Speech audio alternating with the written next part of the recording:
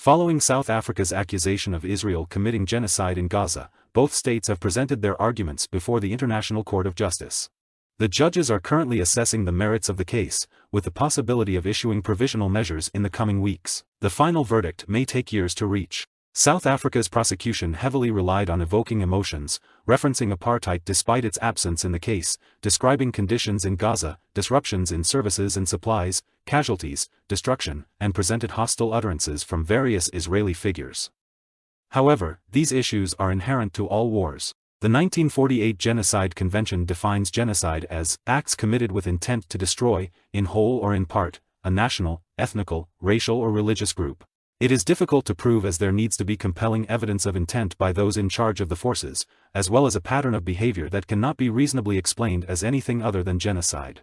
The prosecution has merely stated they can infer intent. Israel's opening remarks also appeal to emotions, invoking memories of the Holocaust and the October 7 massacre, showed pictures of Israelis taken as hostages and framed the conflict as a war it did not start and did not want, in self-defense, within the boundaries of international and humanitarian law, against an internationally recognized terror organization that declared its intent to commit more massacres. The defense argues that Israel is the victim of genocide, not a perpetrator, clarified the Genocide Convention was adopted to address a malevolent crime of the most exceptional circumstances, not designed to address the brutal impact of intensive hostilities on civilians during warfare. It rejects South Africa's case as a grossly distorted, concerted and cynical effort to pervert the meaning of the term genocide itself, argues that the rushed filing by South Africa fails to present a dispute required for the ICJ to have jurisdiction, and ask the court to dismiss the case as groundless, refusing South Africa's request for one-sided emergency measures, stating that any provisional measures would hinder Israel's ability to defend its citizens from further terrorism and any other country facing similar threats,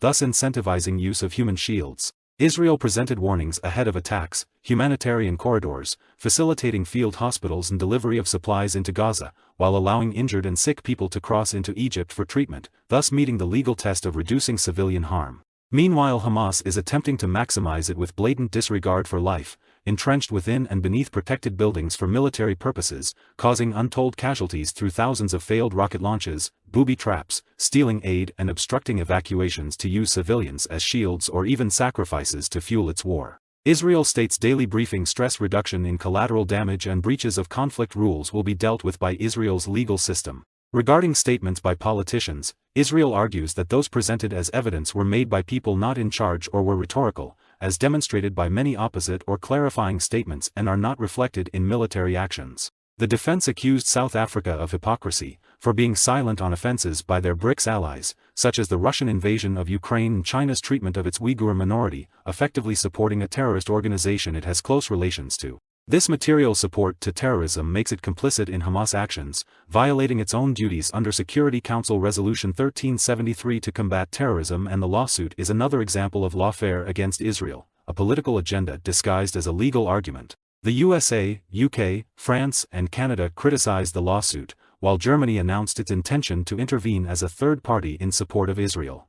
Germany rejected the allegations, stating that the ICJ is being used as a political tool. Both teams stated they hope justice will prevail and a decision against their side would reflect political motivations. Last interesting thought: if the court accepts the premise of the case, any order will effectively support either a Palestinian genocide or an Israeli genocide.